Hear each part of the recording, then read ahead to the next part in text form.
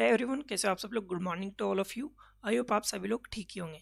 तो आज की जो हम लोगों की द हिंदू वोकैबुलरी वो है 26/11/2022 की। ठीक है, इसमें हम लोगों को जो पहला वर्ड आता है ना वो आता है ब्रेकआउट। ब्रेकआउट का मतलब क्या होता है, लाइक देखो अचानक कोई सी बिल्डिंग है और वो अचानक गिर जाती है। ठीक है, तो उसका जो मलबा है वो अचानक बहुत ज़्यादा दूर तक फैल जाता है ना, तो उसी चीज़ को हम बोलते हैं ब्रेकआउट, जो चीज़ अचानक फैल जाती है। ठीक है, तो देखो यहाँ पर क्या हुई, जो बम्बू है उनके टकराने से ये जंग फॉरेस्ट में आग लग गई। ठीक है, और ये आग क्या हुई, अचानक बहुत ज़्यादा फैल गई, तो उसे हम बोलते हैं ब्रेकआउट। और अगर इससे समझ में नहीं आ रहा हो तो आप कोरोना वायरस आया था, कोरोना वायरस क्या क्या हुआ था, ब्रेकआउट होता, अचानक पूरे वर्ल्ड वाइडली फैल गया था ना। तो उस चीज़ को जो अचानक चीज़ फैल जाते हैं ना उसे हम बोलते हैं ब्रेकआउट। और ये बहुत इंपॉर्टेंट वर्ड है। ठीक है, इडियम फ्रेजेस है और ये बहुत ज़्यादा इंपॉर्टेंट है। नेक्स्ट वर्ड जो आता है हमारा कम आउट। कम आउट का मतलब क्या होता है, कम आउट का मतलब क्या होता है, बाहर आना। क्या होता है, बाहर आना। अब ये चूहा क्या हुआ, अपने जो बिल था उससे क्या हुआ, बाहर आया। ठीक है, या बेबी कम आउट, बेबी क्या हुआ, बाहर आया। ठीक है, अब या फिर किसी का पता चलना। अब देखो क्या हुई, देखो यहाँ पर एग्जाम्पल से समझते हैं। The rain stopped and the sun came out. जैसे ही बारिश रुक गई, ठीक है, सन क्या आया, बाहर आ गया। बादलों में छुप गया था तो बादलों से क्या आ गया, सन बाहर आ गया। तो किसी चीज़ का बाहर आना या फिर किसी चीज़ के बारे में जान लेना, ठीक है, किसी चीज़ का प्रकट होना, उस चीज़ को हम बोलते हैं कम आउट। ठीक है, नेक्स्ट वर्ड हमारा आता है फ्लेयर अप। क्या आता है, फ्लेयर अप। फ्लेयर अप का यूज़ क्या होता है, फ्लेयर अप का मतलब क्या होता है, एकाएक एकदम चीज़ें भड़क जाना। क्या हुई, एकदम भड़क गई। ठीक है, अचानक किसी हिंसा या फिर क्रोध का अचानक भड़क जाना, यानी कि कोई बहुत ज़्यादा गुस्सा हो जाना, फिर वॉयलेंस का अचानक भड़क जाना।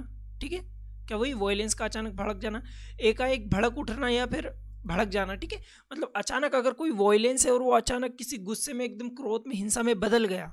ठीक है, जो लोगों का गुस्सा है वो क्रोध में वॉयलेंस होने लग गया। ठीक है, तो उस चीज़ को हम बोलते हैं फ्लेयर अप। या फिर आग का एकदम भड़क जाना, जंगल में आग लगती है वो अचानक एकदम भड़क जाती है, फिर किसी घर में आग लगती है वो अचानक भड़क जाती है, उसे हम फ्लेयर अप बोलते हैं। ठीक है, तो फ्लेयर अप का जो मतलब होता है वो होता है भड़कना। इसे हम किसी इंसान से भी जोड़ सकते हैं या फिर किसी फायर से भी, आग से भी हम लोग जोड़ सकते हैं। ठीक है, तो फ्लेयर अप मतलब होता है अचानक किसी चीज़ का भड़क जाना, बस इतना याद रखिए।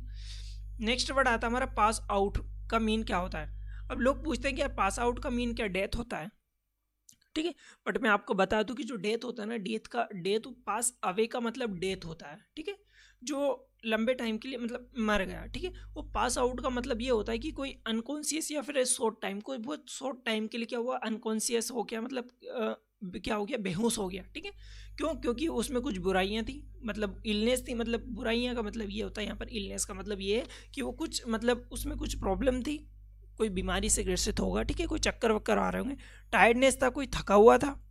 ठीक है, अगर किसी बंदे ने अल्कोहल पी लिया, ज़्यादा अल्कोहल कंज्यूम कर लिया, तो वो बंदा कुछ टाइम के लिए बेहोश हो जाता है। तो बेहोश हो जाना, जो चीज़ एक शॉर्ट टाइम के लिए कोई बेहोश हो जाता है ना, तो उसे हम पास आउट बोलते हैं कि वो पास आउट हो गया। ठीक है, ना कि पास अवे। पास अवे का मतलब डेथ होता है, पास आउट का मतलब शॉर्ट टाइम के लिए बेहोश हो जाना होता है। ठीक है, नेक्स्ट वर्ड आता है पास अवे। तो देखो ये पास अवे का मतलब क्या हुआ, यहाँ पर फनरल हो, यहाँ पर क्या हुआ, डेथ हो गई। तो पास अवे का मतलब होता है कि वो बंदा का डेथ हो जाना। ठीक है, मर जाना।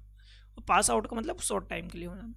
मूव आउट का मतलब क्या होता है, यहाँ पर मूव आउट का मतलब क्या होता है। देखो मूव आउट का मतलब होता है जिस घर में हम लोग रह रहे हैं उस घर को छोड़ देना, उस जिस अपार्टमेंट में रह रहे हैं उस अपार्टमेंट को छोड़ देना ही मूव आउट कहलाता है। ठीक है, क्या कहलाता है, मूव आउट कहलाता है। नेक्स्ट वर्ड हम लोगों का जो आता है लास्ट वर्ड वो होता है कॉर्नरस्टोन। कॉर्नरस्टोन एक नाउन है।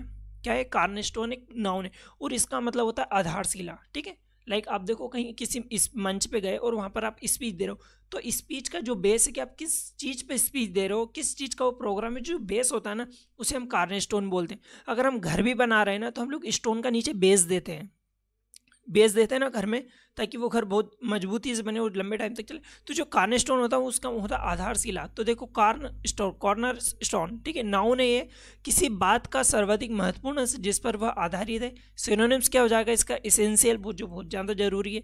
फाउंडेशन होना, ठीक है, जैसे हम लोग घर का फाउंडेशन भरते हैं। लिंचपिन होना, पिलर होना, बेस होना। ठीक है, अब पिलर से भी हम लोग घर का सपोर्ट देते हैं, तो इसलिए। लास्ट वर्ड आज का, हार्बिंगर क्या होता है। हार्बिंगर एक नाउन है, इसका मतलब क्या होता है, संकेत वाहक, अग्रगामी या अग्रदूत, मतलब कुछ बुरा घटित होने का संकेत। एक सेकेंड।